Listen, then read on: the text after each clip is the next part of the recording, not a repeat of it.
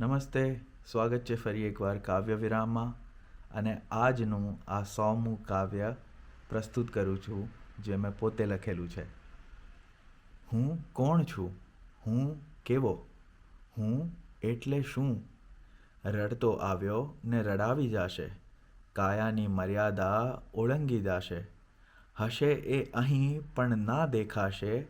એવો તો તારો કરી તને જ ભૂલી જાશે. ને પછી તું વિચારજે કે હું કોણ છું, હું કેવો અને હું એટલે શું?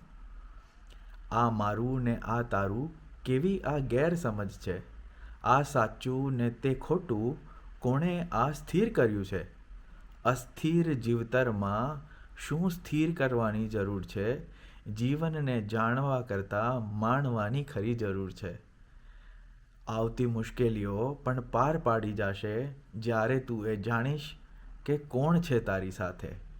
અને પછી તું વિચારીશ કે તું અહીં કેમ આવ્યો છે અને અહીં જ તો જીવનનો ગૂઢ અર્થ સમાયો છે. પણ તે પહેલાં તું જાણી લે ને તું વિચારી લે કે હું કોણ છું, હું કેવો અને હું એટલે શું?